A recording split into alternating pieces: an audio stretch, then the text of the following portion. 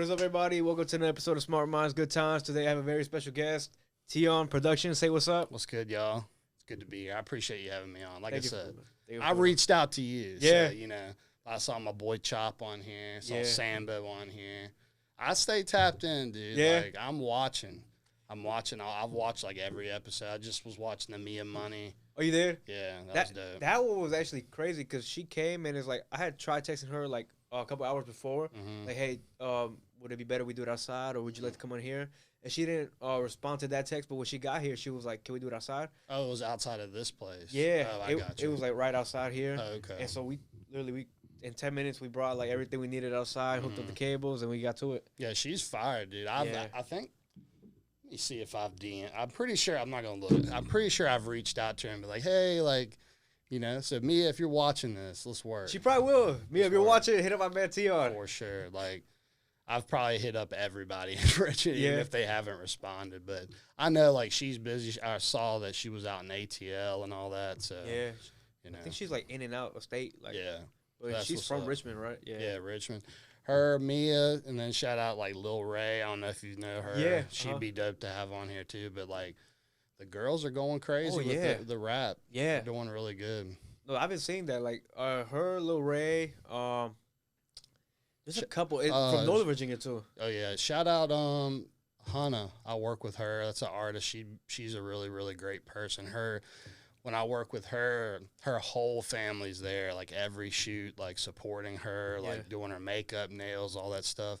And then Nat from Virginia Beach. Wait, Nat, I think she performed at the center. MSQ, yeah. Yeah. I was there. Shout out to MSQ. Yeah. Shout out Will. He's a good dude. Yeah, that's my boy. Give me his car and everything. I talked to him a little bit in person. He was busy, but like he told me to hit him up and he'll come on here. So yeah, he's a great guy. Yeah. We have a lot cooking up. That's for sure. Yeah, a lot of stuff in the making. But yeah, I saw she was I missed her show, but I was there for I think like the first 3, and then like Ed the Realist was one of the last ones. I wasn't there for it either, but yeah, and me and Ed go way back. Yeah, he's one of the first people that I started shooting videos with, like way back, probably 10 years ago. Me and him, like, y'all can search up if you haven't seen it. Ed the Realist, Speaking My Mind. Shout out to Red Rum. He was around too. Okay, he's a OG in the scene. I know you're a little young. How old are you? I'm 18. 18. Okay, I'm 31. 31. Okay. So a little age. That's cool.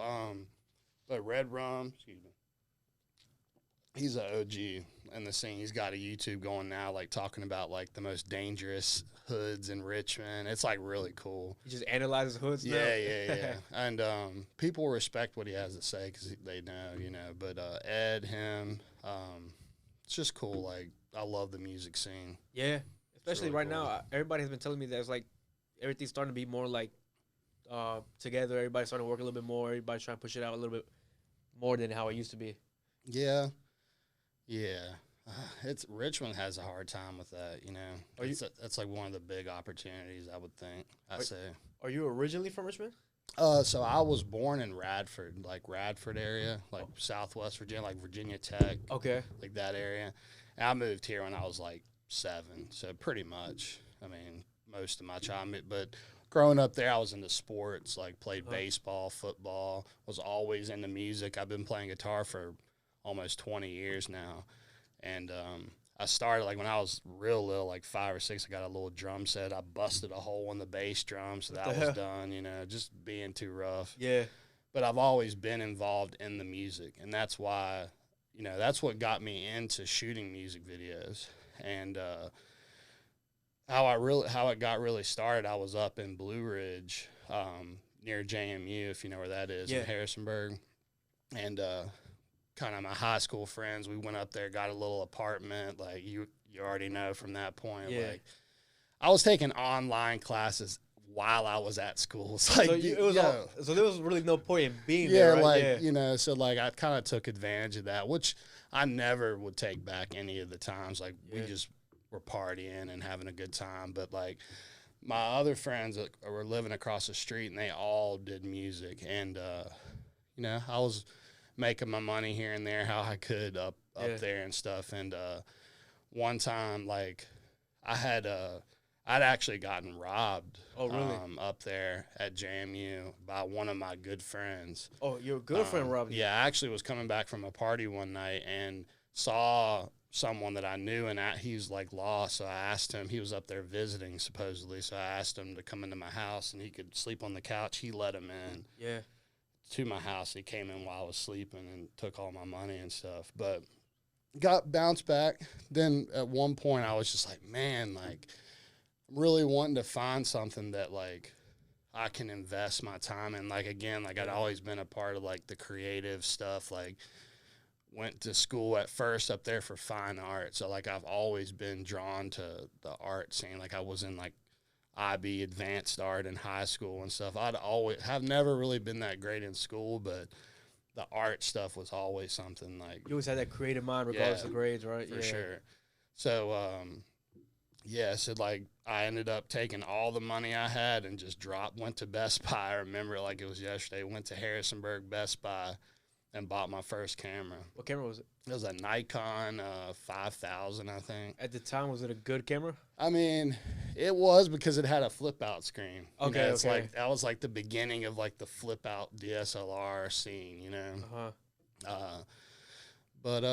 Yeah, and one of I had friends that also were into photography, and they were doing like more like film photography and stuff. But again, I was more like into the music and stuff like that. So. But did you originally start off with doing music videos, or were you doing like actual photography? Yeah, it's all like when I came back, because after I bought that camera, I decided like up there was not probably the best place for me to be at, like to start what I wanted to start and all that.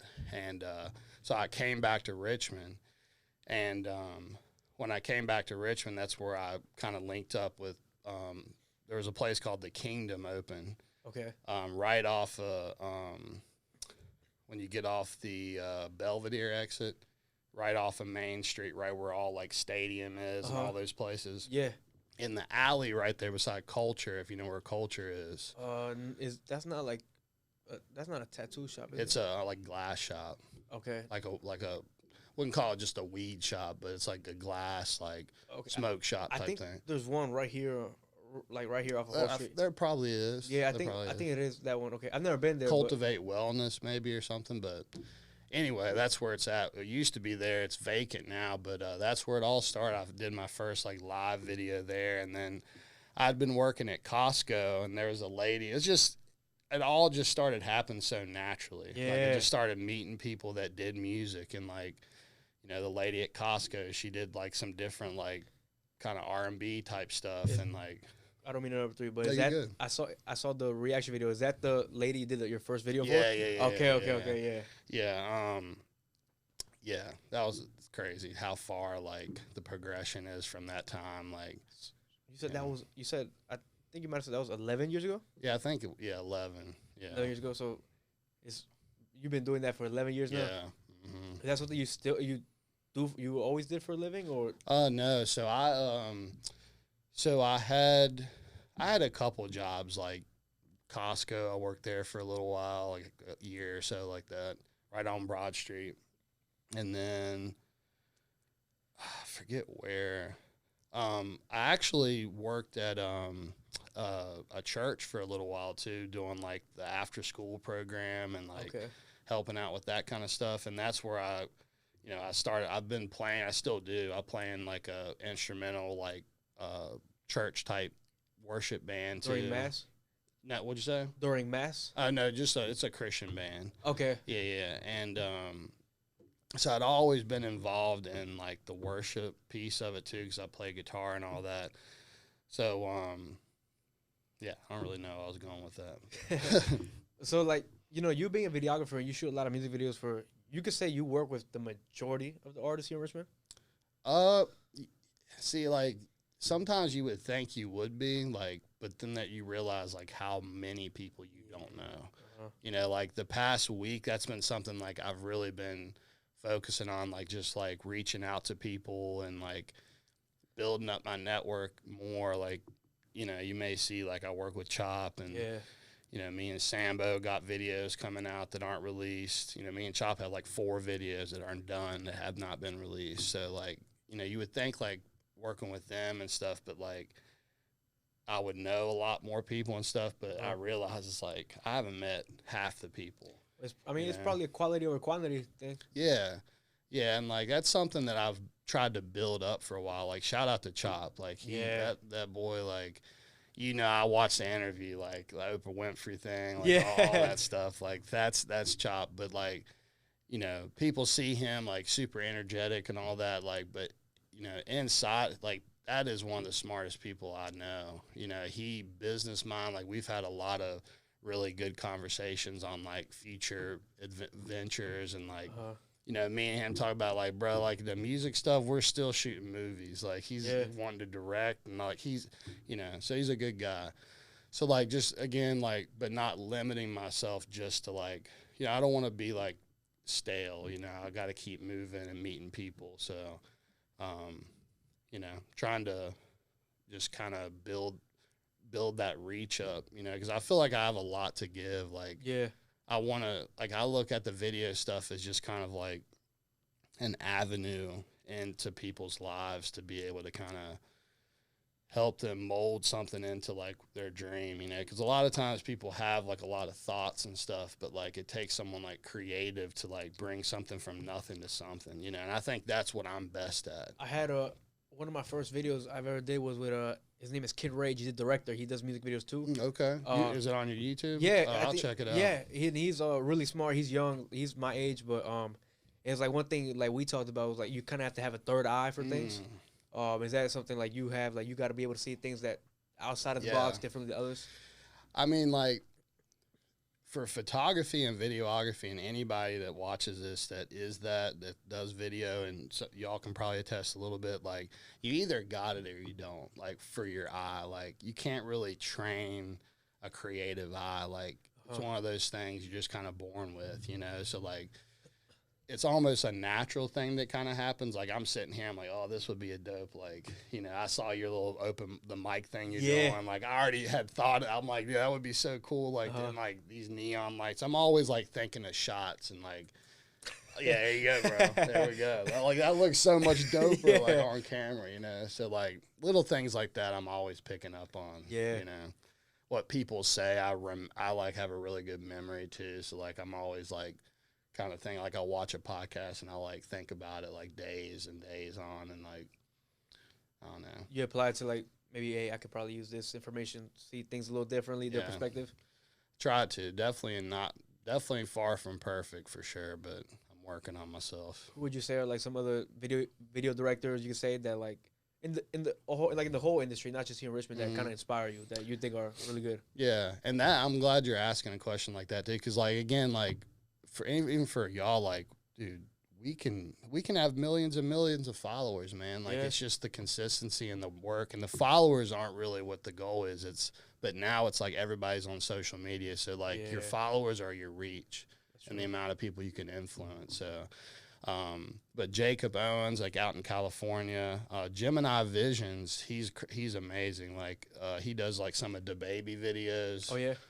You see the baby videos, like his so creative, like a lot of the times, and like so I really like Gemini Vision. Let's see who else. My friend, shout out to Ori McGinnis out in L.A. Will Illa from MSQ. We just found out he had worked with Ori at that Kingdom place I had told you about, the first place I had done my video. So it's just a small world, like knowing people and stuff. But shout out to Ori. He's crazy with the VFX. VFX is that? It's like special effects, pretty much. Yeah. All right. He can take someone on a green screen and put them into a 3D environment that looks like so real. It's insane. Like right now, I'm in Blender. If anyone's familiar with that, working on a 3D warehouse model. It's like this old, like tattered warehouse. It looks super realistic, but it's a 3D model. But you could probably see like .com Nervin. I don't know if you saw Chief Keef's new video. I didn't. He's like standing on like this huge thing in this like world he put him in. It's just crazy, the effects and stuff. Like, so I'm really trying to like, when I look up to people, like I'm always thinking like, what is trying to still stay true to my style, Yeah. you know? And, like, so I'm still trying to find that a little bit for myself. What do you know? think, like, right now at the moment makes you different from other videographers and editors? You could say? Yeah, that's a great question. I think, like, what I'm strongest in is, like, the cinematic, like, storyline, storytelling. Like, you know, when you get a video done by me, it's gonna have that feel, like a feeling with it, you know. But it's more like cinematic, I would say. It's like the effects, like the visuals tell a story instead of like like a verbal story, I guess. Yeah. I mean, and even if it's not something like I'm doing that, because it's really a budget that determines if someone can do more with their video and stuff. So sometimes it'd be like a run and gun situation where we're just going out and filming, you know, in different areas that are good aesthetic, like looks good on camera. Yeah. But it's all about your composition, your angles. Like, I really feel like I try to be different when it comes to that with the look of the videos. Like my placement, where I like have, you know, people standing at, or like even like I work really hard on my lighting too, like making sure like everything's exposed really nicely. Like, that's probably one of the biggest opportunities I see with videographers that are shooting videos is their lighting. You know, they're either shooting way too dark or way too bright, you know. But there are a lot of tools that you can learn to be able to judge, like, where is my exposure at, and like be able to more easily control that, especially when you're like on the go. Like, if you're shooting events and stuff, like, you're always having to change your settings and things like that. But you just got to put the time and effort in to learn about it. You know, people don't want to sit down and like, I watch you. I'm like addicted to YouTube. Yeah. You know, like, I am always listening to podcasts, learning something new. Like, if I'm like doing something that I don't really think too much, I got a podcast going, you know, I'm listening and I'm watching tutorials, and like, I really do feel like every day I'm learning something new. That's good though. Yeah. Especially nowadays, like, people, like, this is one thing I picked up on. I'm young, so like when I'm in my car going to work and everything, I always play music. I thought about it, I was like, I could probably be learning something and hearing different people's opinions by listening to podcasts instead. Yeah. Like, I mean, Joe Rogan. I like Joe Rogan a lot. Me too. Yeah. Me too. I just watched his Elon episode for like 4 hours. I have to watch that. Yeah, the new one good. he just made, right? Yeah, it's really good. Yeah. I thought it was like a repeat or something when I saw it pop up. I'm like, yes, it's a new one. It's just interesting to hear them talk. It's like, one thing I really like about Joe Rogan is he'll bring on anybody. Yeah. And you don't ever know who he's gonna bring on. That's kind of like, I take a little bit influence from it because I want to be able to bring on, like, you don't know the next person is gonna be a videographer or a swimmer, whatever. You know what I'm saying? I don't want people to exactly know. And like, smart minds, good times. Like, I feel it fits with everything. I tried putting a lot of time before we started into the name. Like, I want it to be generic. I don't want it to be like another one I had was Get to Know RVA, Get to Know Richmond, right? Okay. But then I'll kind of just put myself in a Richmond bubble. Reality, I want people from anywhere to be able to watch it, you know? For sure. And that goes back to, like, thinking way outside of just Richmond, you know? Yeah. Like, if you want your podcast just to be something that people in Richmond watch, and that's fine, but that's all it'll be. You know what I mean? That is, you know, so speak it into existence. Yeah. Make it happen. You know, there's one video I did, like, it's called the SMGT introduction. It was before I ever recorded a whole episode, and it was just me, like, you just by yourself? Yeah, just me by myself, saying like my plan for it, my vision for it, how it would go, the idea I have for it, and it's crazy looking back at it now because I spoke it into existence like before I even recorded with anybody. That's crazy. I have a lot of things like that too. Like, you write something down, you look back at it, and like, I really believe so strongly that what you speak it holds so much power, you know. I think it's like an energy in life. Yes. What you put out there is what you get back. It is, dude. And it's like, you know, there's a lot of people say you have to work in silent. To a certain extent, it makes sense, right? But if you don't put that energy out there, you don't let it be known, no one's going to be knowing that you really do it. You got to be able to put that image out there. Exactly, man. Like, and you probably have seen some of like the shorts and stuff, like me, like doing like review, like we were just talking about with my video, like reviewing my videos, and I've got like some tutorials coming out pretty soon too. Like, and again, it's so important. Like, I keep reminding myself, like, you need to be yourself and talk about these things that, you know, that are important to you, you know, because like, that's the only way people are going to know like what I really truly like believe in and like walk by, you know, like, Because morals and values are everything. If not, no one's gonna know what you're. Even though you might, let's say you have the best mentality, the best mannerism, best communication skills ever. Even the best video. Yeah, and you don't put that out there for people to see. No one's gonna know. You asked me what makes me different. I think that's what makes me different. Is I take the time to actually care about what people have to say. Like actually, like say thank you to people when they do something good for me, or like help me out with something, or like, you know, like it's the little things, dude, like that really like stick with people. And I feel like that's why a lot of the artists I work with, I've been working with for years, because we've built that relationship, you know. Who are some of your favorite artists to work with? Chop, Sambo, see who else, a lot of people. OG Mall, he's from like Petersburg area, Hampton area. Let's see who else. Baby Boy, we just shot a video that's dropping pretty soon. It's gonna be dope. Nat, Nicholas F. I don't know if you've ever heard of him or not. I'm not sure I have. Will from MSQ manages him. Okay. And he's done some songs with like Drake and things like that before. We got videos coming for him. Really? For sure, yeah. Huh. We had a meeting tomorrow night. Can't give anything away with the location or anything. Like, it's just going to be really something different for Richmond. You know, they're really big into like the battle rap scene. Okay. My boy Rob, BC Music First, shout out to him. He's a videographer, but he also raps as well.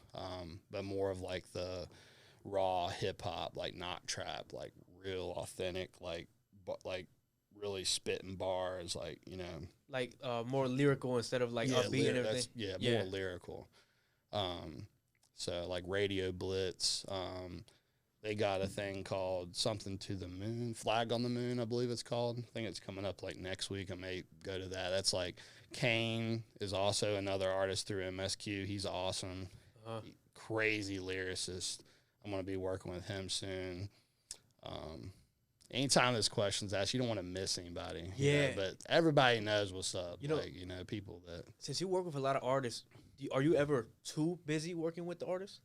I mean, I've definitely put myself in a position where I'm like, man, I've looked too much, you know, like, but I've definitely, that's something you get better at over the years, you know, really kind of judging like what you can handle, and like, you really want to have what I look at, and I'm speak for myself, what I look at is like that balance of quality, quantity. You know, I don't want to sacrifice my quality for money, you know what I mean? So like, if there's something that is something there that's not that's making that happen, it's like, what can I do to like remove that? You know, it's either getting clients that pay more, or like, you know, doing other things than just music videos too. So like, sometimes I will do a wedding, like I have a wedding page that, you know, I'll do those every now and then, like photo shoots if people ask. But I'm primarily like, I used to like market myself like that, you know, like events and all of that. But over the years, I'm like, man, it'd be cool to like really just specialize in music videos. So someone says, oh, Teon, like, oh, that's music videos are his thing, you know. So, you know, especially nowadays, there's so many upcoming artists here in Richmond now. It's like, there's so many. I see them every day on like my Instagram page, and it's like I look through some of them. Okay, maybe like I'll keep an eye on him. Okay, definitely. It's like, is that something you have to do? You have to scout. Yeah, I love doing that. I love, like, even just through your podcast, I've like, what's his name? He just had I had Like a Rock. I had someone that's about my age. His name is Nestor Blaze. Nestor, the 18-year-old. Yeah. Like him, like, it's a different, like, I'm really like, I like all music. I don't just like hip hop, but so like I'm interested in like working with different genres and things like that. It just brings a different feel, and it kind of exercises those creative muscles, you know. And if anything, it opens more doors and more connections to you instead of just being a rap videographer, you say, right? Right. You know, I mean, that is cool. Like, there are a lot of people that do just that, and primarily that is what I do. Yeah. But that's not what I just want to do, you know. What's it called? So, how many different music videos, how many do you think you've done so far? It's got to be a lot, right? Yeah, a lot. I've got drives of videos that aren't even out yet, right? Well, yeah, I mean, I have a lot of work, and that's something I need to get better with, is just showing my work. Like that reel I put together that shows just kind of like over the last couple of years some of the best kind of shots I had and stuff like that. Like I need to be doing that more, because there's a lot of stuff that I don't put out. You know, either the artist will drop it or I'll reshare it, and then it's not, you know, people aren't seeing it anymore. Yeah. So like putting together some of those highlight reels to kind of show off some of that work that's not really seen, you know. What do you think is like the music video you've done that you're the most proud of? It doesn't have to be like your favorite artist you work with, but just the way the video came out, you're like, this is probably my best one I've done so far. Gosh, that's hard. That is so hard. I don't know, man. I don't know. Hard. It's hard to. Is there like a top 3, top 5 you could probably pin it down to? I mean, I would say like, not just if I had to choose it based off of changing the question that you asked me. If I had to answer it with like the best experience or like something that I learned the most doing type thing, like not necessarily like how the video turned out, but something that I kind of always remember back to is like Fivio Foreign, me, Chop. We went to New York. I don't know if y'all know Fivio Foreign. Did you record that video for that? Yeah. I saw that video. I know exactly Fivio Foreign is. That video was fire. Appreciate that. It was like inside of it's not like, was it like almost like a warehouse type thing? Yeah. Yeah. So I rented out a spot like right outside of New York City in Jersey, and Fivio pulled up, all blacked out, whatever. Explorer, whatever, bulletproof, got out, all armed security, the garage closed, and like it kind of just clicked, like, bro, like you're the director, dude. What's going on? You know what I mean? Like those like moments of like that was like a really like it was pretty stressful for sure. Yeah. Just because like when you're working with bigger artists, like a lot of times they don't have a lot of time, you know. So, like, you're working on a really short, like, time frame. Like, he only was there for, like, an hour. Yeah. And even his security sometimes was, like, he asked me one time, he's like, yo, you almost done? And I'm like, why are they, you know, because they're on a very, very tight schedule, which I get. You know, they've got a lot of stuff going on, I'm sure. But I learned so much from that because we had to stay over. And shout out to Sony, RCA, that's who Chop signed with. All them out there, Andrew, Atlanta, they took care of us. That we had to stay overnight because Fivio actually couldn't come the first day that we were there. Okay. Yeah, but on the flip side, we got to stay in Manhattan. Like I could walk out the Moxie and see Times Square. Like I'd never done that before. So it was a nice hotel. Yeah, man, I had my own room. Like it was just like experience. Like I'm like, man, like. This is actually happening, dude. Like, I'm doing this thing, like, for the video, like, just being, like, proud of myself, kind of, you know? Just, like, being in New York. It's just, like. Would you say maybe that music video is Fivio Foreign probably, like, the biggest rapper that has been involved in one of your videos so far? Yeah, I would definitely say, for sure. Yeah. Was that situation something that taught you, like, how to adapt last second? Like for sure, yeah. Okay. Even, like. Yeah, just and being prepared, you know. We were definitely prepared. We had the treatment set out. Like, I definitely knew, like, what shots we were looking for. Like, I knew, if anything, these are the shots we're definitely going to get. Like, if he didn't have, like, a ton of time, like, I knew, like, what, like, we couldn't do without type thing. So just make the best of what you I was up on ladders doing stuff. Like with me, if someone's like, you have to be on set, you have to be really proactive in those situations. So like I had a few people with me, and like, you know, after the fact, like we were talking through like opportunities and stuff for the team and all, like for next time, if you know. And one thing that I had was just being observant on the set. Like if you see something that needs to happen, you just need to take action and do it, you know. If you see me with my camera with 2 lights dragging them across the floor, someone help me. You know what I mean? Yeah. So, like, it's just people not staying in their own little bubble. It's just like you're there. You have to have that mindset of, like, you're working with a team. Like, you know, you may have to do things that aren't your actual title. You know, like, there were shots where I was up on a ladder swinging a Fresnel light for an effect, you know, and dripping sweat. I'm glad the behind the scenes never came out for that, because I looked crazy, bro. Like drenched in sweat. Were you happy with how that video came out? Yeah, it was pretty good. Yeah. I'm so critical on myself. Like, I look back at the video, I'm like, man, the lighting could this and this. But other people watching, they don't see all the things. I'm like, I mean, I remember that video pretty well. It was like, it was dark. It was like a dark, but it had like red. Was it not? It wasn't red smoke, but it had like red. Like red lighting in it too, for sure. Yeah, we had the hazer going, and then like, so we shot some of it in New York, but we came back to Richmond. A lot of the scenes that you see, like of the guy sitting in the chair and Chop's like, you know, like, is it like he had like a mask or whatever? Yeah, and it's like a silhouette of Chop, and you see like the laser and stuff. Yeah, that's in Richmond. Okay, so.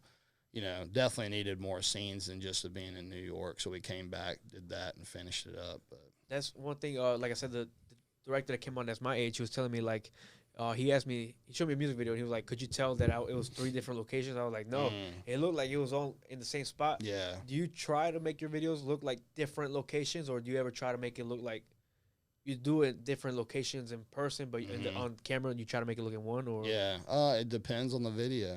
You know, it depends on what the video kind of calls for. You know, it depends on what I'm trying to let the audience perceive. You know, like people don't know that you're in the same location. You know, like you said, like. So even if you go to different locations, people may not know that. So it doesn't really matter necessarily about that. It's just really what the video calls for, you know, the visual. So like, would you if there's like let's just say Chop sends you a song, you listen to the song, do you like envision a vision for the music video? Oh yeah. Does he trust you with that, or does he kind of tell you like what he wants? He definitely trusts me a lot with the treatments, for sure. Chop definitely has a lot of say in the videos too, with how it looks. Like, you know, over the years of working with each other, you know, he's really shown me kind of different ways to make things look different, like moody, like more darker and moodier. Like, not everything needs to be necessarily perfect. Like, sometimes you need to have that raw, like super shaky, like chaos, you know, make it more authentic. Yeah, or like if it's, you know, to make it feel a certain way or whatever. So he's really helped me not be so perfect with everything too, and it's really helped me like be more creative with my videos, I think. You know, it's like one thing that it's like when you're behind the camera, when you go back and let's just say you rewatch some of your music videos, somebody is just watching a music video in their eyes, but when you watch it, you're like, oh, I remember what I was doing in this scene. I remember this scene. Like, and it's like you rewatch it, like I could have done that better, because I pick up on that, because like he'll tell me back there. I'm just watching a video, which I'm used to at this point, but he'll tell me like, yo, at this time I was doing this, so I could have done this and better. I was like, bro, I didn't even notice that. So like, do you analyze your own videos? Do you have other people that help you too? For sure. Yeah. I do a lot of things on my own. Shout out to my boy Brian. Shout out to Orion Nice Shot. They definitely helped me. You know, those are 2 of my go-tos if I need some help with like a video or something like that. But still trying to build my team up, you know, like it's really hard to find people that are consistent. And like, even with a podcast, like y'all know, like it's a lot of work that goes into this. Like, being consistent is the hardest part about it. And it goes the same with doing the video stuff. So, you know, the behind the scenes, like that's why it's important, like even for y'all, like to show behind the scenes, because people need to know, like, when they come on a podcast. That's why I'm so grateful to be here, because y'all are, 1, you're taking your time out. 2, nobody's getting paid for anything. So it's like, you know, we're investing our time, which is the most important thing. And we just need to really talk about that more as creators. I feel like most people really won't understand, or probably they don't care, you could say. But I mean, between like creators, it's like a cool thing to relate on. Like nowadays, I'll do like 5. I'm really like busy with these recordings now. I'll probably do 5 of these a week now. Oh wow! And it's like I work a job too. I go to trade school, so I got to balance this homework. Like being consistent. So what I'll do, if I record 5 episodes a week, any free time I have, or like after the videos, I'll go edit the videos and make sure I post. Like I'll post like an episode like once every 2, at the most 3 days. So like the behind the scenes takes up more time than this actual right here.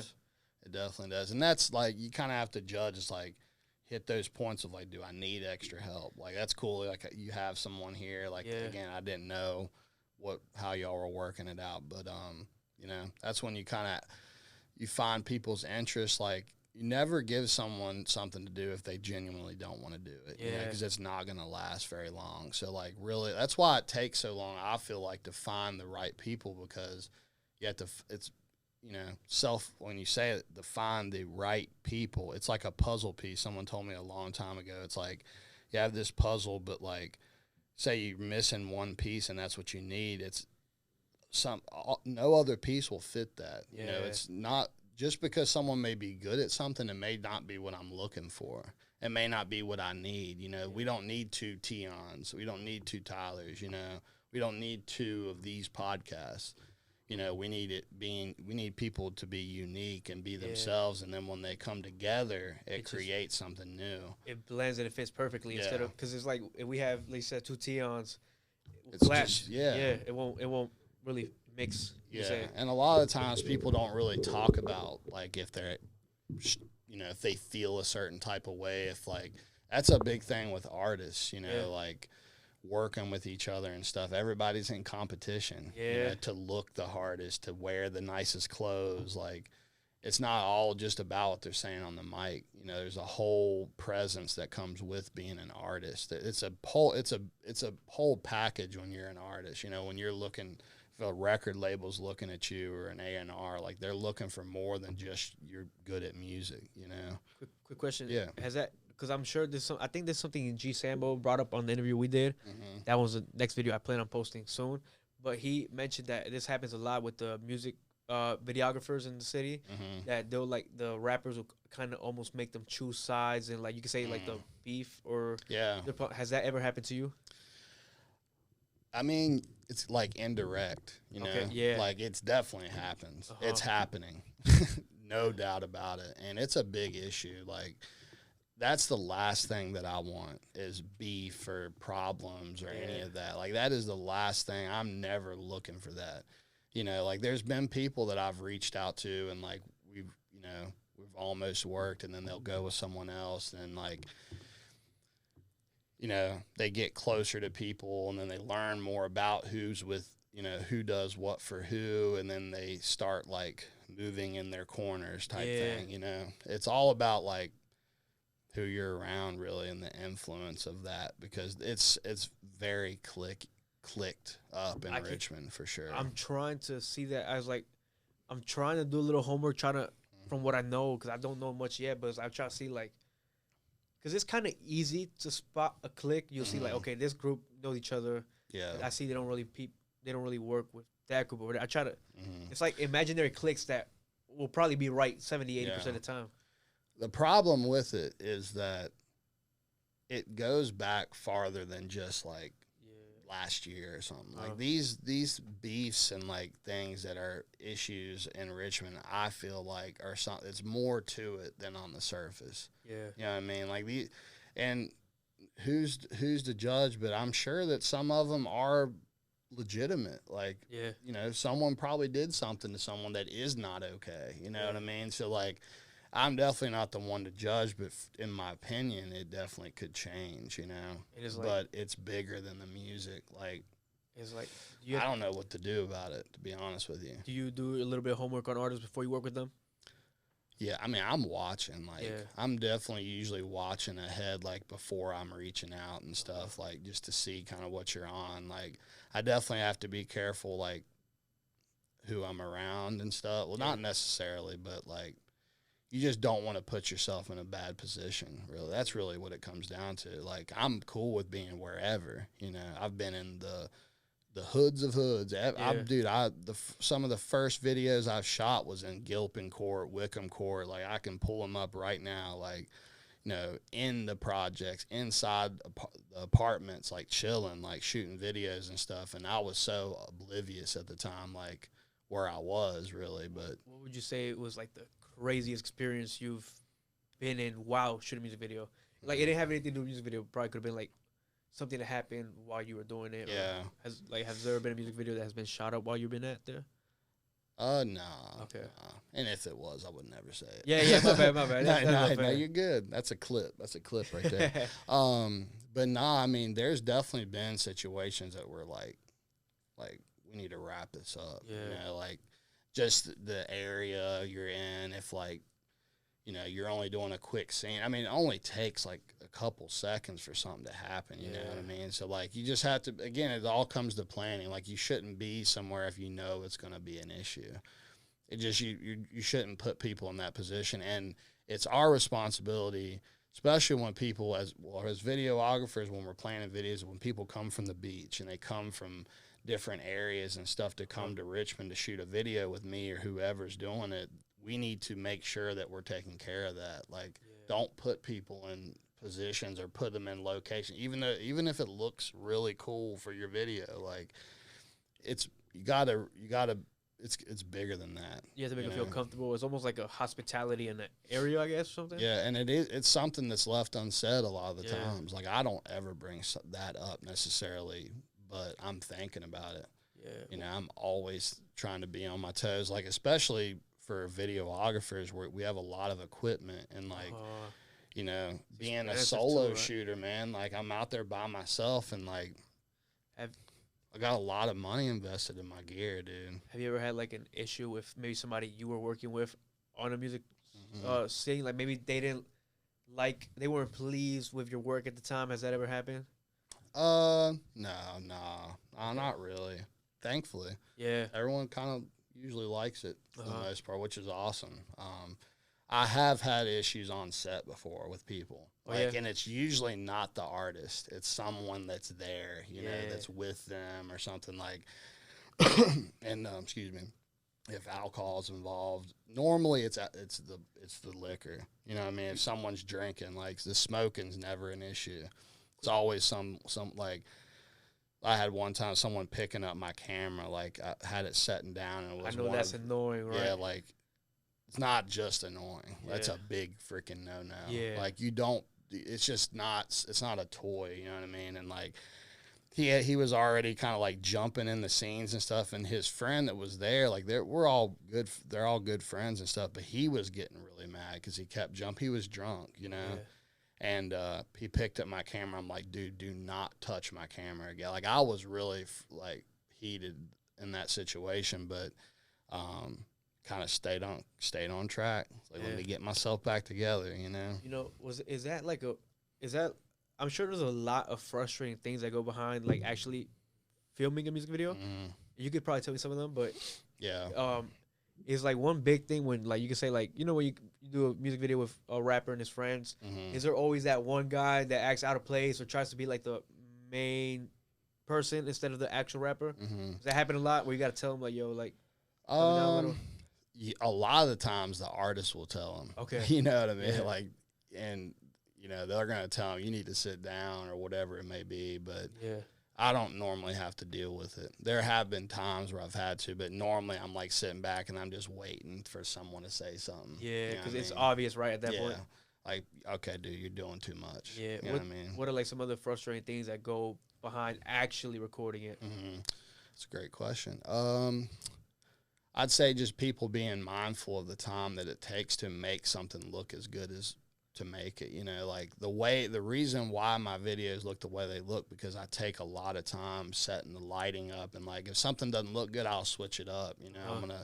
And what I mean by switch it up is you're moving lights, because, you know, when lights are in certain spots, they create a different look, you know, and the different mood. And, like, if I don't like certain colors or something in the background, I'm shifting those around. I'm looking at my monitor, like, hey, let me move this here, this there. So, like, I just communicate that on set, like, hey, we're going to be here for this long, you know, I'm going to need to do this, this, and this. Y'all just chill. I always say, y'all just chill for a second, you know, light, you know, roll up or something, and I'll let you know when I'm ready. But, like, just that, you know, people just not being considerate of that piece of it, and then just being on time, and you know, and that speaks very highly of somebody, like, not just business wise, but also as a person. You know, it's almost like your word is your bond, I guess. Like, respecting someone's time. You know, that's a big pet peeve. Like, the time, like, you really, time is money, and time is that, you know, is meant to be spent to move forward and have forward progression. So anything that causes that to stop, it always, you know. You know, so what would you say is harder, recording, like, a music video, or the editing, like, putting it together?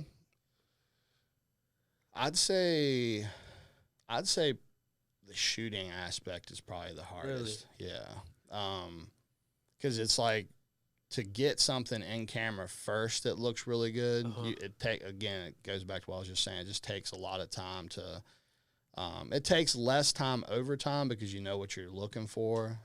Like I know what position that my lights need to be in now pretty quickly to make it look a certain way. Like I know like how bright my lights need to be in relation to what my camera's set to. Like again, it's just something you learn and perfect over time, you know. But also like the whole money situation too. Yeah. You know, like I definitely always require like 50% up front for deposits, and like most videographers do that, you know. So it's just like respecting, like making sure you're there, you know, if you're an artist, like have the respect to pay someone, you know, up front for their work and all that. Like there have been plenty of situations like that we can't, you know, there's sometimes that you have to do work before you get paid, you know, and that's something that's helped me immensely every time I'm doing free work. Would you say that's more like a situation with smaller artists or bigger artists? It depends. Like it's kind of both. It's not really necessarily like there's just levels to it. Okay. Like it's not necessarily like the amount. I guess it's the amount of money. Like some like smaller artists, they may just some smaller artists may have a really, really great job. Yeah. That they could spend a couple $1,000s on a music video. But even though they're a small artist, I have people like that would get my higher packages because they can afford it, you know. So the size of the artist doesn't really normally determine how much they spend on a video and what they can do. It's just dependent on their situation.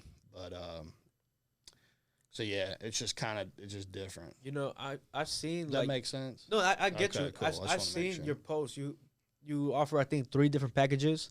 Is there ever people that try to bargain you on those, or like what would you say? The main I always work with people. Okay. Yeah, like I'm always working with people for price. Like I do giveaways all the time. I've given away cameras, lenses, computers, free music videos. Excuse me.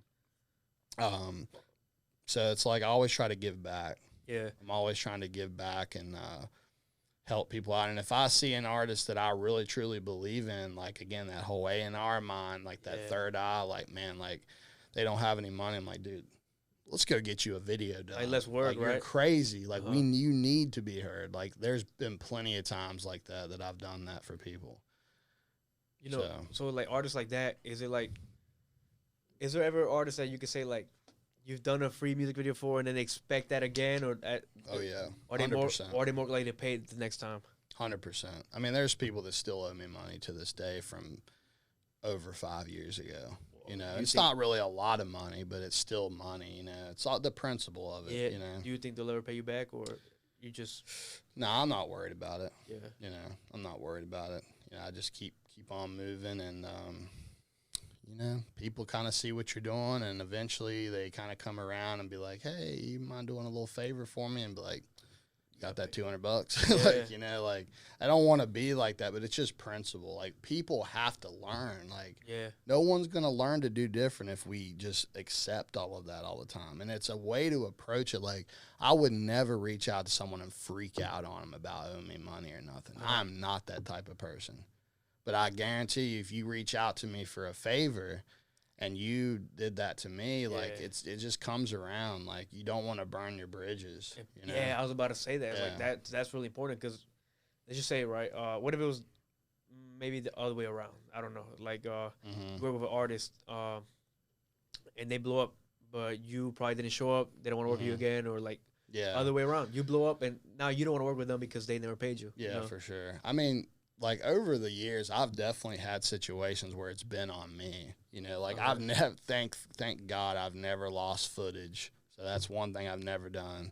But like time frame, like sometimes I've taken longer on videos than I probably should have. You know, like I admit that, and like again, that's something that I work on. You know, like I've become faster every time. I'm just very particular, so I want to work on it. I want to take more time. Like I'm just like, man, just give me like 2 more days with this video. And that should be a good thing that for them. Like, okay, he actually cares about how it looks, and he's not just charging me. And for sure, you know, it's all about the communication. When you go silent on people, that's when there's a problem. Like when someone's paid you for a video, and they're expecting, like you've already kind of talked to them ahead of time, they kind of expect a certain time frame and stuff like that. Like if you are going to take a little bit longer, just tell them, you know what I mean? Like, yo, just checking in with you. I do it all the time now. I'm like, hey, just checking in with you. Here's a little screenshot. Check how crazy this is looking. Like just keeping them in the loop. Like that's all people want, I've found. And it makes them feel better about like their money spent. Yeah. And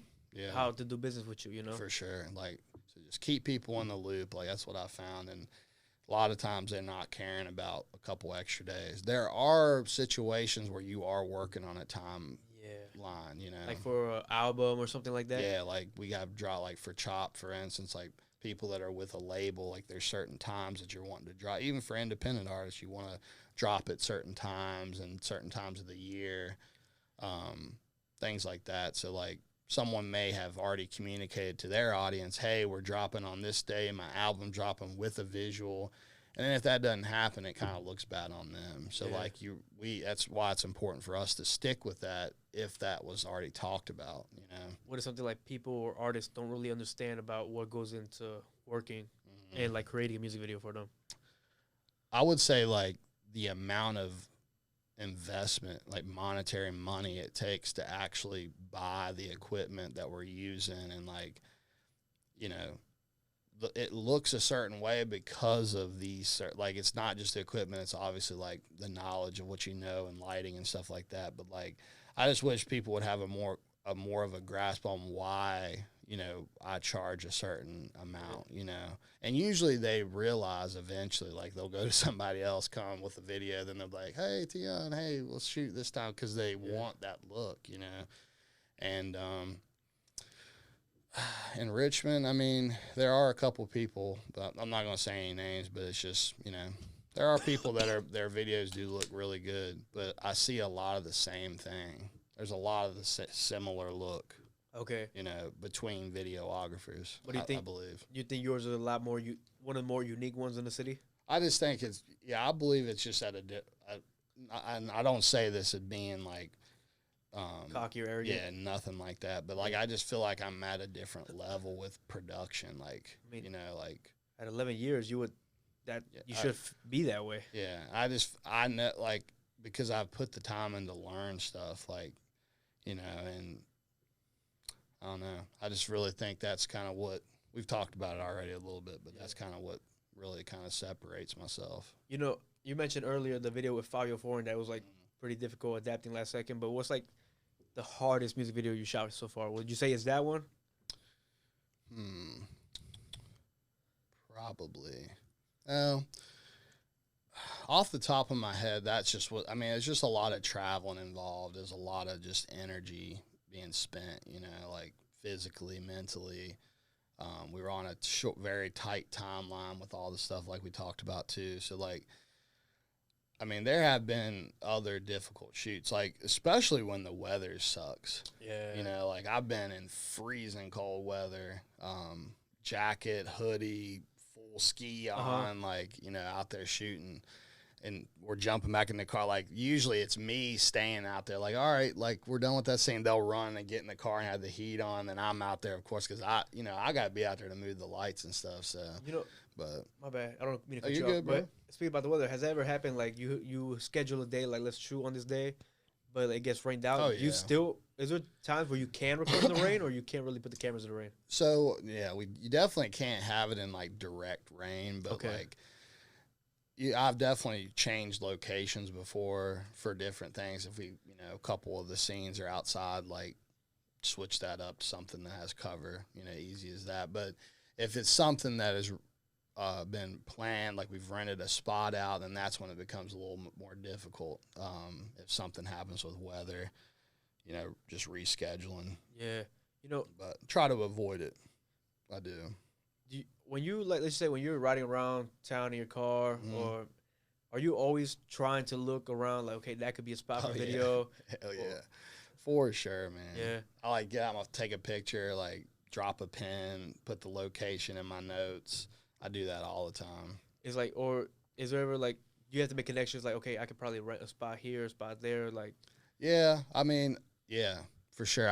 Peer Space is a good one for people that don't know about Peer Space. If you're up and coming shooting videos, that's a cool spot. You go on there, you just ask you your location, you know, what you're shooting. So it's like music video, photography, wedding, that kind of thing.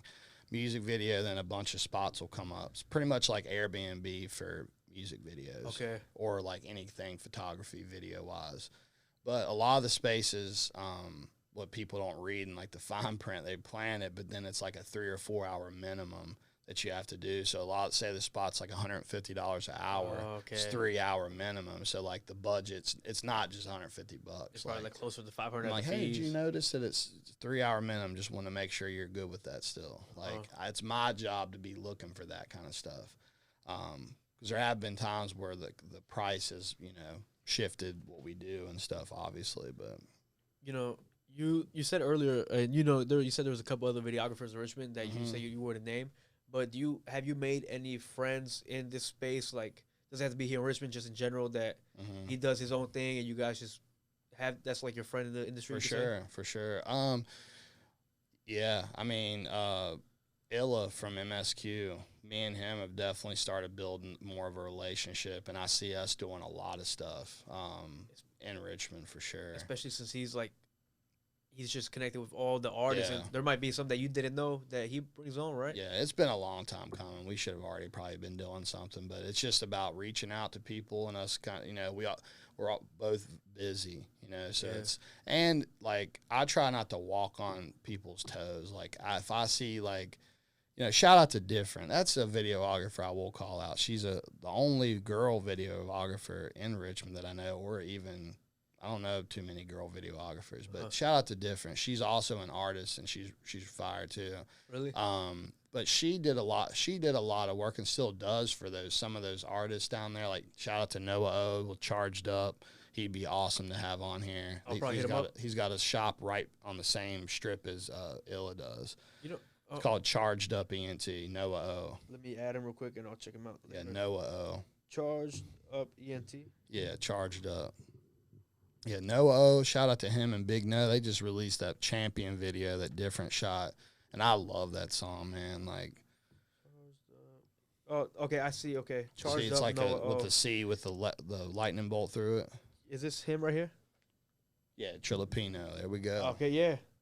Yeah, that's my boy. He's been doing his thing for so long, man. Like, ever since I started, he's been doing the music with Charged Up, and now he has a store down there. So, but what I was saying about her, like, you know, I see her, like, just for using her as an example, like, I see her, like, working with a lot of these artists, and, like, who am I to just reach out to them and, like, be like, yo, you should come do a video with me? Like, I obviously see them working with each other, and I would want someone to do that for me too, like, out of respect. How do you approach, let's say there's a rapper that you would want to work with, how do you approach them, like, to without it looking like a money way, you could say? Oh yeah. You know, I keep it real, like, super chill, like, conversational. Like, hey, and first and foremost, I like compliment, like, why I'm reaching out. Like, yeah, I love your music, man. Like, I like your drive, your grind. Like, I really feel like we could do something crazy with the visuals. Like, I'll say something like that, because I'm not just saying that. I really do, like, believe that. Then usually they'll bring that up about the cost. Like, yeah, you got a price list, or you got packages or something like that. And I usually say it kind of just depends on the video. But I've started giving more baseline costs just so it's a little quicker for people to kind of decide right then and there whether or not they're wanting to do that. But people are willing to pay for the quality. That's for sure. You know, if they're serious. So, because, like, would you say your prices are probably one of the best and very competitive compared to others in the city? They're too low. Too low. Yeah, okay. I'm, like, showing love for sure. If I were to shoot, and again, not trying to say this because I feel like I'm that great or anything, but if I were to take my video services to Atlanta, for instance, the same videos I shoot here would be double, if not triple the price. Yeah. So like people knowing that, like, you don't have that. And that's what I want to bring to Richmond, dude. Like, I want people to not have to go to Atlanta to get that type of video shot. Like, that's my goal for that, you know? And I feel like we're doing a pretty decent job of that. But I definitely want to get better at that too, you know? It's like Richmond is, you could say it's like a small world. It's a little small world. Me and Money said it's like a little dysfunctional family. Everybody kind of knows each other. I know. But it's like, that's true. It's like, I think I have asked Rocky, Chop, and G Samuel, like, and me and Money, I think I asked her too, like, what would they think Richmond would need to do in order to be like in Atlanta or like Florida? But it's like, Richmond, I think everybody in each little sector is starting to do their own thing where, like maybe like this podcast, somebody told me it looks like Atlanta or California. Yeah. It's like your videos might look like someone out of state when it came in there, but I feel like Richmond really worked together. That we use like the people we have in each sector is we can make Richmond like for sure its own city. You know what I'm saying? For sure, man. Yeah, it's about being different. Like this is different. You know, like there are podcasts in Richmond. That's why we started ours, and ours is even different. The Highly Recommended Podcast. Yeah. Shout out to them. Shout out to CJ, Mac, the whole team over there that helps. There's a whole, like y'all have, we got a whole crew that's helping with that, with everything. But yeah. How's that going? You haven't released the full episode yet, right? Yeah, we have not. We've got about 6 episodes done that are like around an hour and a half. Yeah. But we're about to start dropping. We just wanted to get some done so we didn't have to be as like stressed to film every week. Like we still want to, but we want to be kind of ahead of the posting because we want to start off strong, like the whole consistency thing with the podcast. Like you got to figure out a way to do it. You know, I think this is a question I'll be able to answer with this, but like for you, what do you think has been the hardest part of starting a podcast up? Just like, I don't know, man. Like, just, I don't know. It's like some people don't watch as many podcasts as I do, and like aren't, you know what I mean? So like some people aren't as plugged in with like the look and like the whole delivery of like a podcast. So I'm like, you know, if we're sitting there, like a lot of the times for our podcast, we're chilling, we're just kind of talking. It's very like open, and like there's a lot of different topics that we talk about, you know? So like that whole conversational piece is kind of hard for people because they feel like, oh, it's like there's no structure. Oh my God, like they freak out because there's no structure. We have structure, but when there's parts that are just very like natural, like, you know, all people need to do is just keep talking, you know, like don't, like people are like watching for like a cue or something. And like, we're getting better at that, you know, now that I'm showing people examples of like, see how they do that. Like just kind of bouncing. If you got an idea, talk about it, you know, like don't wait. You don't have to wait for someone to tell you to go or nothing like that, you know? So do you have like maybe like a certain goal where you want your podcast to be like would you say it has its own niche? Yeah, like, well, it's called the Highly Recommended Podcast. So go follow us on Instagram, YouTube. We got all that set up already. But it's all about talking about and highlighting the most highly recommended brands, lifestyle, news. It's different. We're not necessarily doing like artist interviews like you're doing. But like our table's got tons of local brand stuff on it. So like we got segments where we're like, you know, talking about different, like, I'm big into like the weed scene too. So like I'm a huge connoisseur with that. So like I got glass on the table, so I'll talk about like, and it's all locally done. So like I'll shout them out, like always highlighting, like that's the most important thing, like highlighting those that haven't been, like exposing those brands that may not be as out there, maybe a little underground.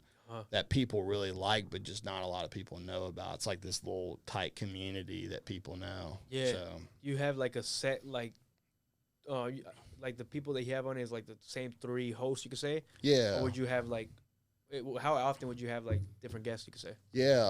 The past Chop and Sambo were on for an episode. I saw you posted it. Oh my God, man, that was crazy. Shout out to them boys again. But that was just a crazy episode. Like, man, like, we were talking about all sort. Like, I'm going to have to edit so much on that. I haven't edited that yet because I'm not really sure what to do with it yet because it was just so all over. But there's a lot of funny moments and, like, serious stuff we did. We talked a little bit about, like, what's going on overseas and stuff, and like whoever gets to hear our people's opinion on that. Yeah. You know, whoever gets to hear Chop talk about that for 30 minutes. You know what I mean? Never. You know, it's always about the music stuff. And, like, so that's why I'm trying to break, you know, showing people's personality and, like, highlighting people in a different way. And so people can not only just look at people as a rapper or something. Yeah, that makes sense. So it's like, you know, my podcast started off as like just bringing like first couple, like I think almost 15 episodes, like just bringing friends, BSing about things. But then right away we turned into the interview podcast. Yeah. So we have to be able to adapt to like what the people want. For sure. Because once people started saying interview, okay, everybody's saying interviews. So it's like, and I don't originally the first like 4 did start as interviews.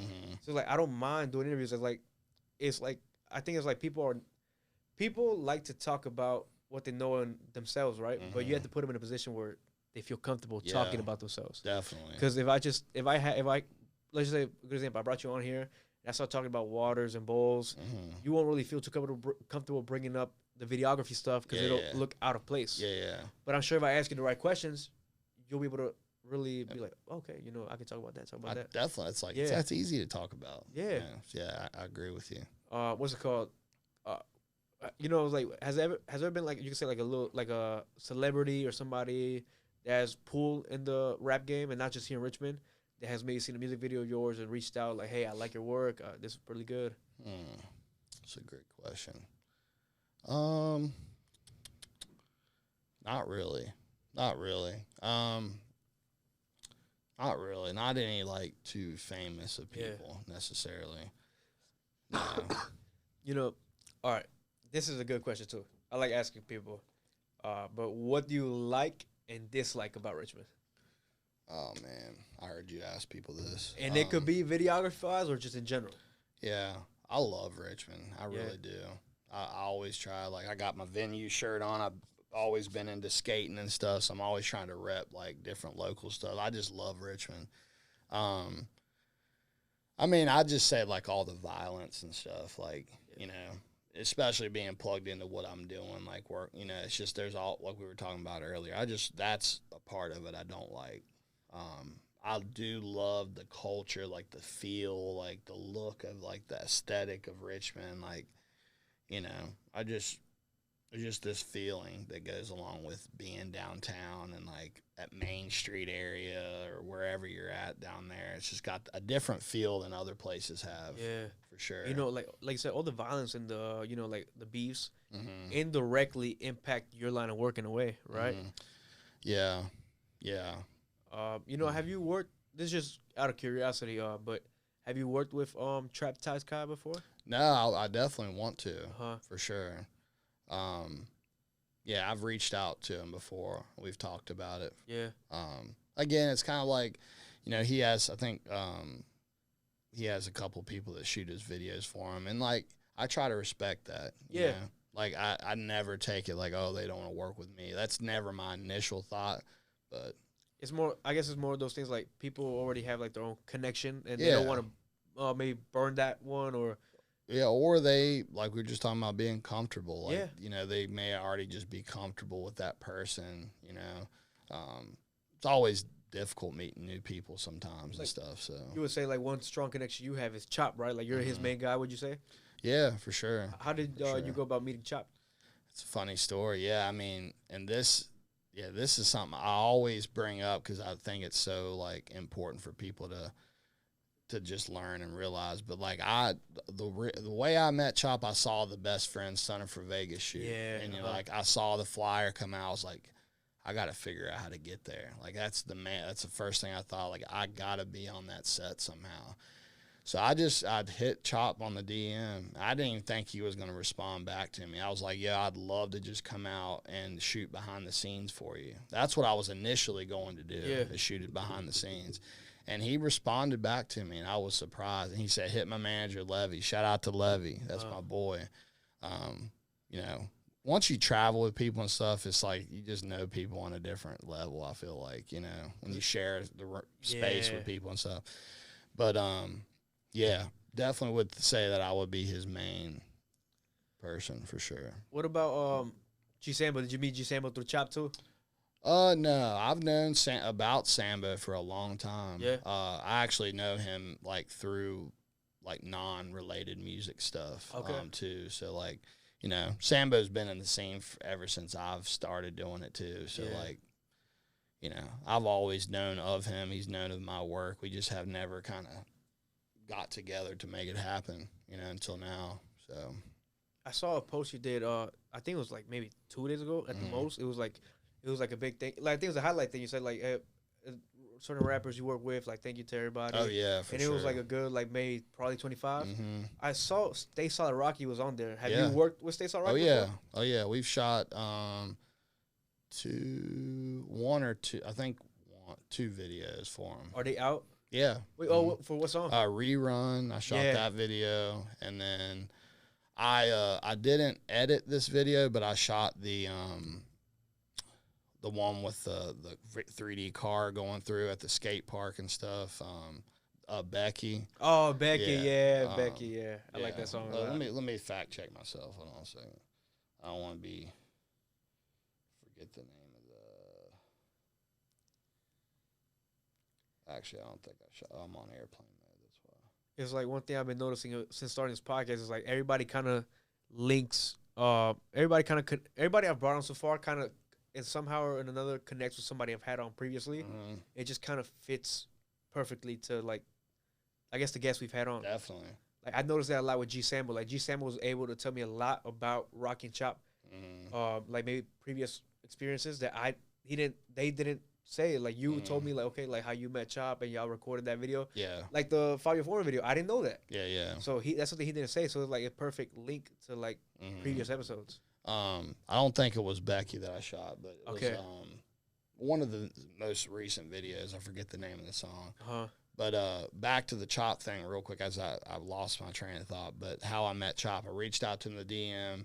Levy told me he gave me the address for the shoot. So I pulled up, and another videographer that we will not name was shooting the video, and I actually was shooting, like I was there shooting the behind the scenes and stuff, and they saw my footage and they were like, damn, like that shit's crazy, like crispy.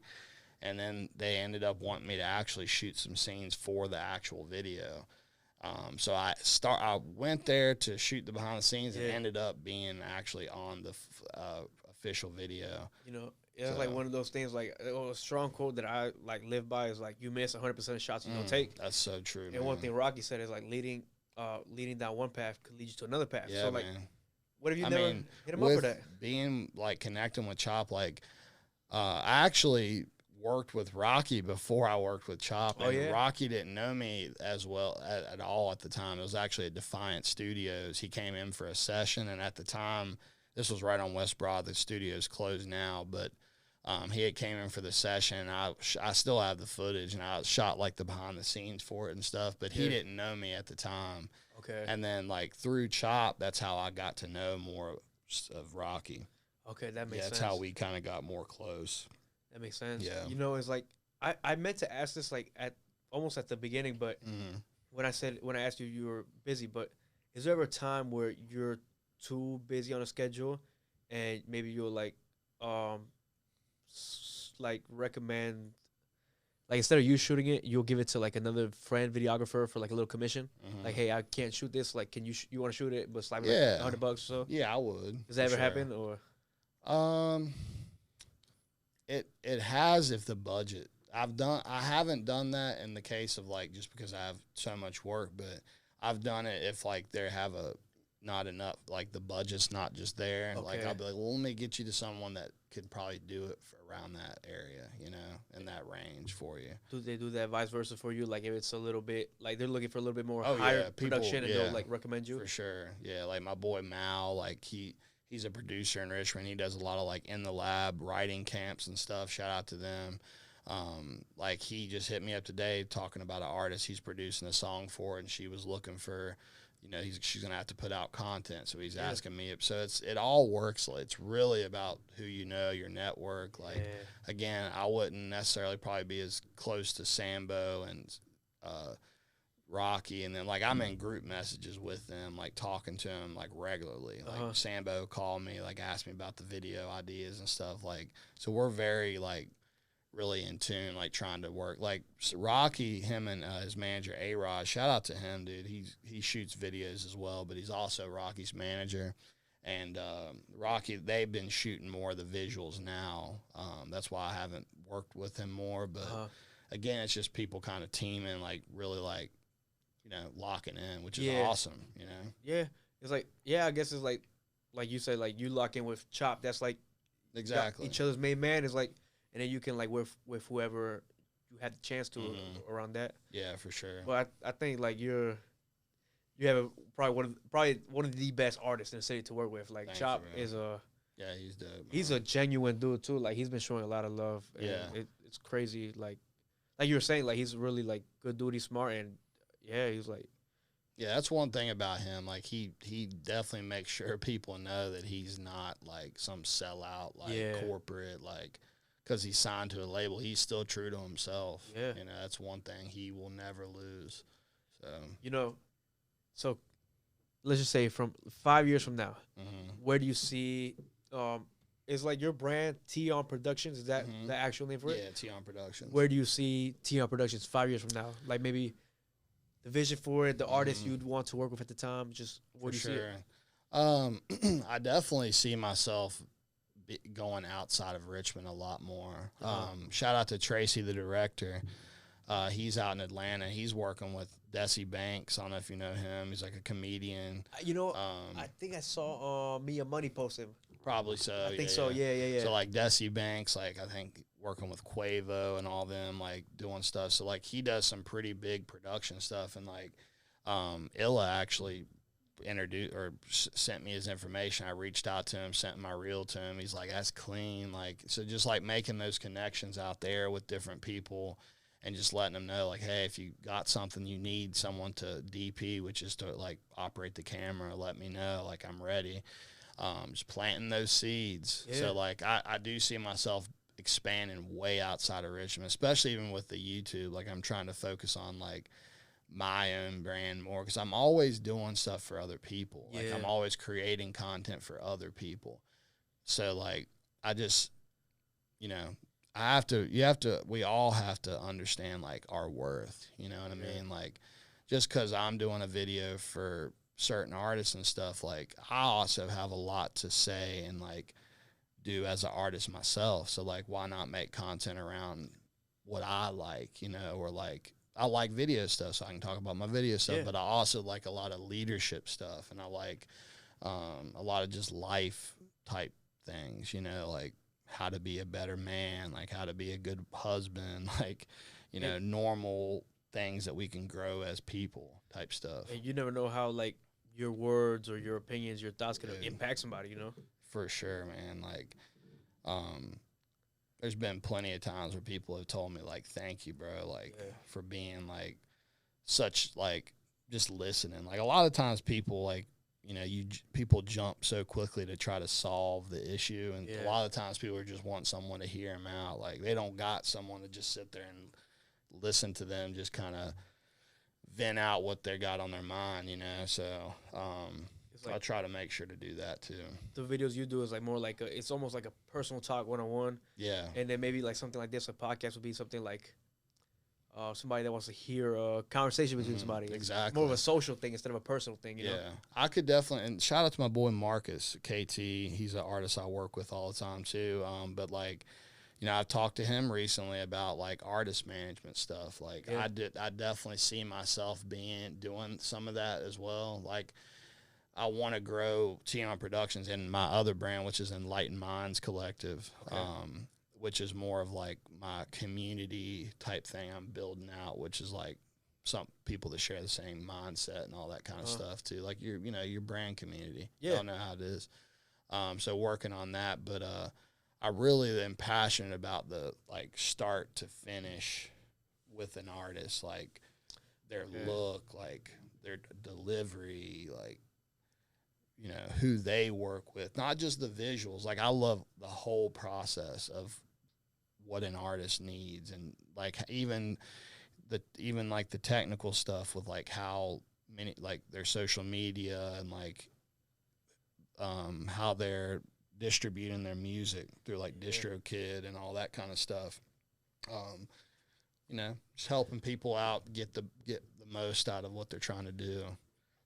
So, and there's something real quick on that, like that I really am trying to do more of now is like, how can I help artists when they're paying me for a video? Like, how can I show them in some way? Like, how can we work together to really get a numeric, like, value of what, like, came out of us doing that? You know what I mean? Like, because a lot of times, like, you're shooting content and stuff and you're not really knowing, like, is this helping me? Like, is this helping my growth? So, like, really helping, like, artists dive into that and, like, knowing, like, okay, this video did these numbers, like these comments, like people are saying this about this, they really like this. So it's like, okay, well, let's capitalize on that, like helping people organize that a little bit. So I do see myself being more involved in that, not really with a lot of artists, but I don't know who it's going to be, but someone that will follow my path eventually I definitely probably will manage a couple people. Let's just say, who's someone that you would like to like work with?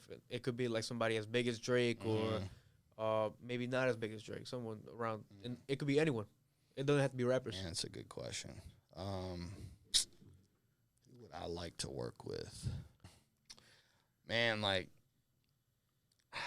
I'm so like focused on like what's in reach, like what, you know, like local artists and people that wouldn't be the first person that people would think of. You know what I mean? Like, that's kind of the time I'm on. Like, I'm out there trying to, like, help people blow up. You know what I mean? Like, so, like, I'm not really, like, trying to search after, like, the most poppin', like, artists or necessarily. I would love to work with, you know, man, it's so hard. Like, there's so many. I don't want to say, like, Drake or, like, Amigos, the generic answers. You know, I listen to all of that music. Like, I listen to ESTG. I listen to, you know, I listen to a little bit of Lil Durk. Listen to a lot of stuff.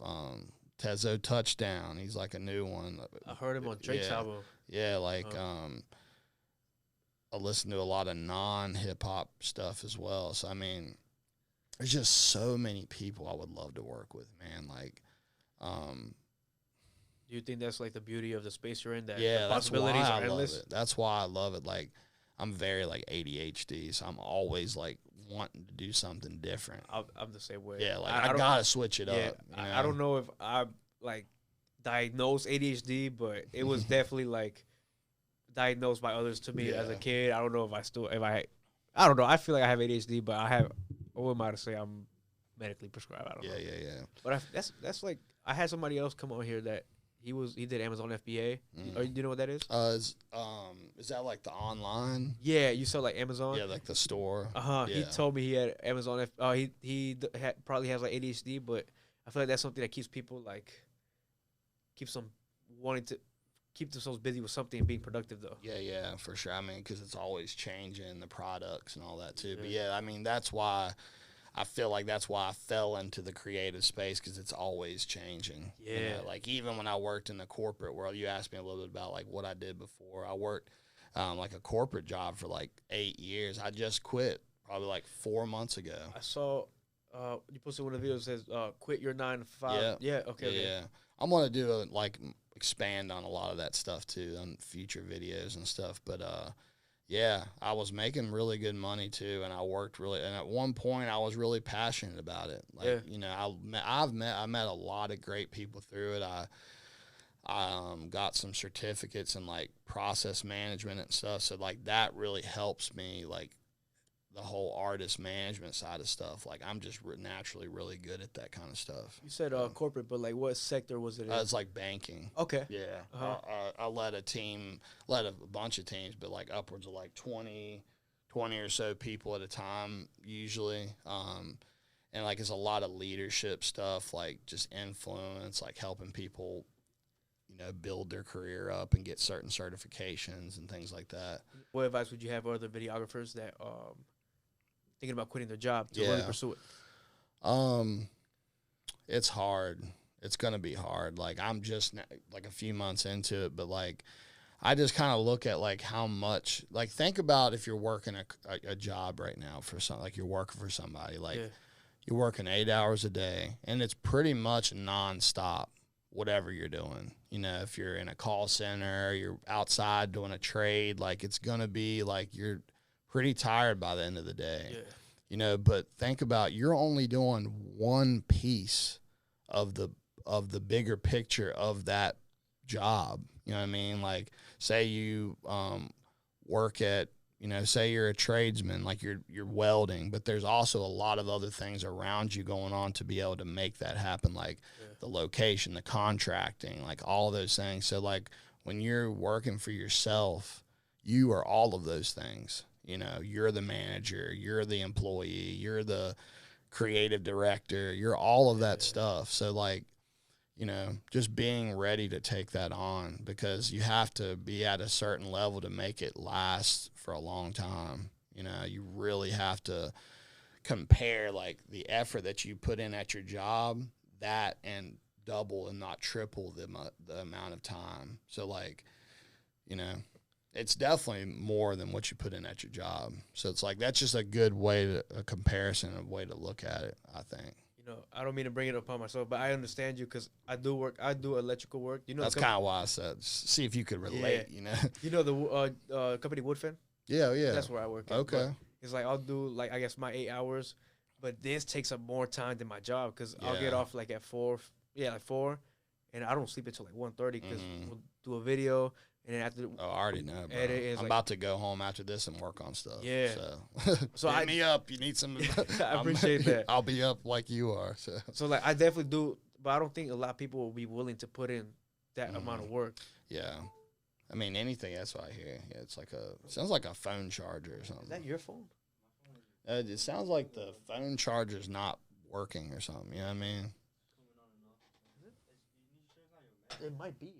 I just unplugged it. Yeah. It might be that. Yeah. It might be your cords like short. It sounded like it was coming from over there though. Yeah, it's in the headphones. Yeah. That's why. So, what do you think is like one of the biggest lessons you've learned, and it could be in your life, not videography? I think the whole like leading with excellence, like trying to like be the best I can be, and like whatever I do, like really trying to go above and beyond what's just required, you know? Like if someone asked me something, like help them do something, like if there's something that I feel like would make it even better, or like I know that would help them and they didn't directly ask me, but it has something to do with what they asked me about, why not just do it? Yeah. You know? Or like if I'm doing a video for somebody and we talked about certain things like in the budget and stuff, but I decide, I think it'd be crazy to put some special effects here, but I don't charge them anymore. You know, like things like that. So, because it's small details like that could make the big difference in the work, and at the end of the day, it makes you look good. It makes artists look good. Yeah. Like one thing you said earlier, like you're not looking for the big artists that are popping right now, but if you can grow with an artist, that also grows you. You know? Yeah. I mean, the more like popular an artist is, it comes with so many other things. Not that I don't want to deal with that. Yeah. It's just it's part of it. Like again, we talked a little bit about the time constraints, like for working, like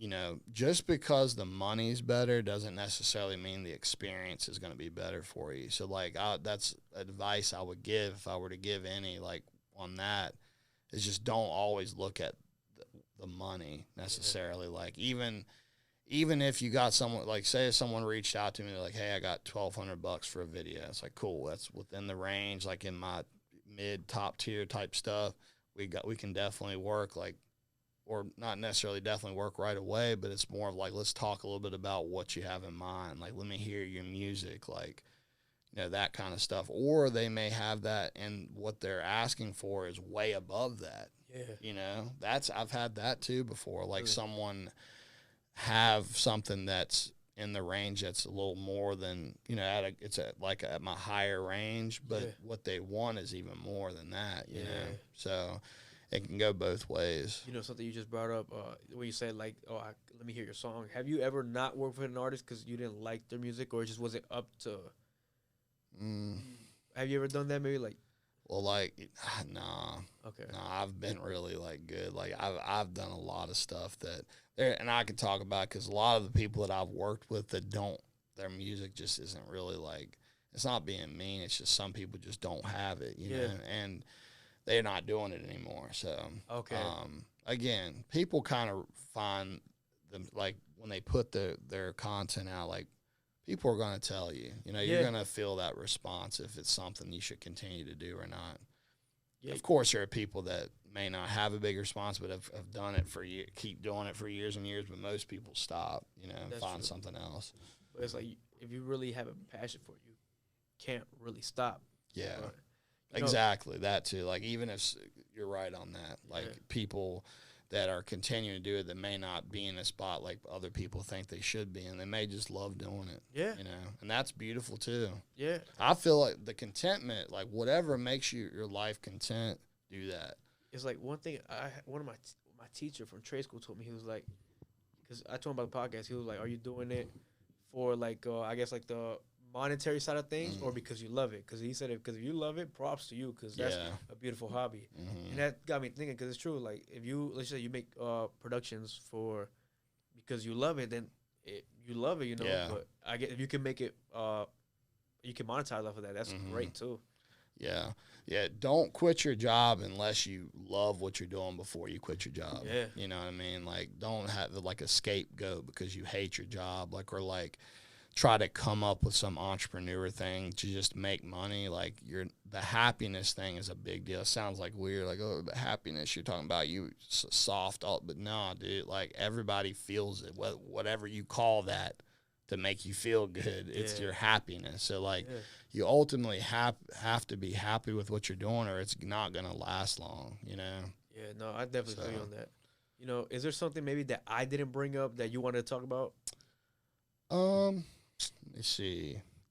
No, I mean, I love the conversation's been great. I definitely would love to have more of the conversation. I think it's important for all of us as creators to continue to talk with each other and, like, keep all of those things in mind that we've been talking about, like, you know, just keeping people in mind, really, you know. So, lastly, I've ended my last few episodes off like this, but if you could give the whole world a message, what would it be? And I thought about this. I figured, I was like, he's probably going to ask me that. But something that even for me that I've been working on and I feel like is, like, the most important part of life is, like, just being you. You know, like, there had been years where, like, not directly that I tried to be someone that I wasn't, but, like, you can definitely shift into, like, you know, things that you don't normally do, like, by yourself, or, like, the way you respond to things, the way you talk, or the things that you like, you know what I mean? Like, just share it, man. Like, the world is so big, man. Like, don't worry about those 20 people that may think, oh, he's corny that he's doing that podcast, or, like, listen to, like, him, like, you know, he's just corny, like, all this stuff. Dude, there are millions and millions and millions of people out here that will love what you do. Yeah. And that's what I'm on, man. Like, just really keep it pushing, dude, and like trying to make an actual difference. You know, an actual difference, something that people can see and feel. I agree with you on that, on the part that you said. I agree with the whole thing, but I agree on the part where you said, like, you know, it's like, let's just say, like, good example, if listen to my podcast, but everybody here in Richmond says they don't like it. There's a whole world. I'm sure, and the world's so big, 7 billion people. I'm sure, I'm sure out of those 7 billion, there's probably 5,000 that could like it. So there you go. Or 5. What did you just say? 5 billion? 7 billion whatever people in the world. Dude, even 100,000 of them. Yeah, you know, that will make you a nice income, or you know what I mean? Like, so you don't have to chase that. Like, I think people just need to think outside of what they know. Exactly, dude. It was a great conversation. I appreciate you a lot for coming on, Teon. For sure. Smart minds, good times. X Teon Productions. XTL Productions. Yes, that collab, baby. Hopefully, you know what, Dave, you ever want to have me on your podcast? I'd love to come on. I already thought about it. Yeah. Definitely need you on there for sure. I'd love to come on anytime. So I appreciate you for coming on. That's good. Appreciate you, bro. I appreciate you guys a lot for watching. We out later. Oh, my bad. Good to be on.